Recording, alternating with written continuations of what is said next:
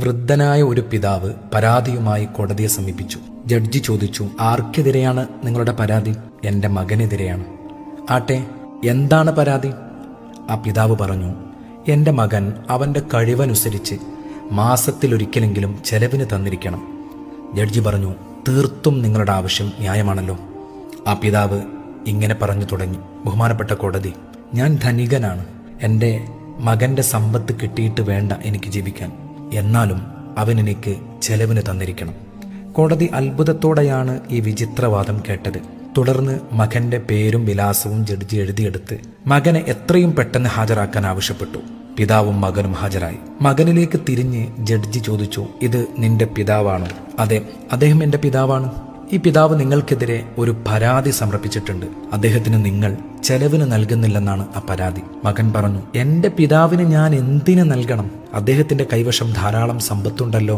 Judge പറഞ്ഞു, ഇത് നിങ്ങളുടെ പിതാവിന് ന്യായമായും കിട്ടേണ്ട അവകാശമാണ്. അന്നേരം ആ പിതാവ് ഇടപെട്ടു, ബഹുമാനപ്പെട്ട കോടതി, എൻ്റെ മകൻ മാസത്തിലൊരിക്കൽ ഒരു ദീനാറെങ്കിലും നൽകണം എന്ന് അങ്ങ് ഉത്തരവിട്ടാൽ ഞാൻ സന്തുഷ്ടനാകും. പക്ഷെ ഒരു കണ്ടീഷനുണ്ട്. ഒരു ദിവസം പോലും മുടങ്ങാതെ തീരുമാനിക്കപ്പെട്ട ഡേറ്റിന് കൃത്യമായി ആ പണം അവൻ തന്നിരിക്കണം. തർക്ക വിതർക്കങ്ങൾക്കൊടുവിൽ ജഡ്ജി വിധി വായിച്ചു. ഇന്നാലിന്നയാൾ തന്റെ പിതാവിന്റെ കൈവശം എല്ലാ മാസവും 3-ാം തീയതി മുടങ്ങാതെ ഒരു ദീനാർ വീതം നൽകിയിരിക്കണം. കോടതി പിരിഞ്ഞൊഴിയും മുമ്പ് ജഡ്ജി ആശ്ചര്യത്തോടെ പിതാവിനോട് ചോദിച്ചു, നിങ്ങൾ എന്തിനാണ് ഇത്ര നിസ്സാരമായി ഒരു ദീനാർ മകനിൽ നിന്നും കിട്ടിയിരിക്കണമെന്ന് വാശി പിടിച്ചത്? ആ പിതാവ് കരഞ്ഞുകൊണ്ടിങ്ങനെ പറഞ്ഞു, എൻ്റെ മകൻ മുഴു സമയം ജോലിയിൽ വ്യാപൃതനാണ്, കൂടെ ബിസിയുമാണ്. ഒന്ന് ഫോണിൽ വിളിച്ചെങ്കിലും എന്നെ അന്വേഷിക്കാൻ അവന് സമയം കിട്ടുന്നില്ല. എനിക്കാവട്ടെ അവനെ കാണാതിരിക്കാനും മിണ്ടാതിരിക്കാനും ആവുന്നില്ല. ഈ കോടതി വിധി നിലവിൽ വന്നാൽ മാസത്തിലൊരിക്കലെങ്കിലും എൻ്റെ മകനെ എനിക്ക് കാണാമല്ലോ. ഇതൊരു ചെറു കഥയാണ്, ഗുണപാഠങ്ങളേറെയുള്ള കഥ.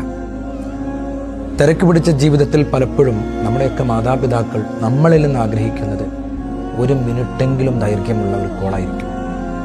ഉമ്മ, ഉപ്പ, എന്തൊക്കെ വിശേഷം എന്ന് മാത്രം അന്വേഷിച്ചാൽ മതിയാകും അവരുടെ മുഖത്തെ പുഞ്ചിരി വിടരാൻ. അവരുള്ള കാലം ഏറ്റവും നന്നായിട്ട് എൻജോയ് ചെയ്യാം. അവർ പോകുമ്പോഴേ ആ ശൂന്യത പലപ്പോഴും പലർക്കും ബോധ്യമാകും. അള്ളാഹു നമ്മുടെയൊക്കെ മാതാപിതാക്കൾക്ക് ദീർഘായുസ്സും ആഫിയത്തും പ്രദാനം ചെയ്യട്ടെ. മരണപ്പെട്ടവർക്ക് അള്ളാഹു മഗ്ഫിറത്തും മർഹമത്തും പ്രദാനം ചെയ്യട്ടെ.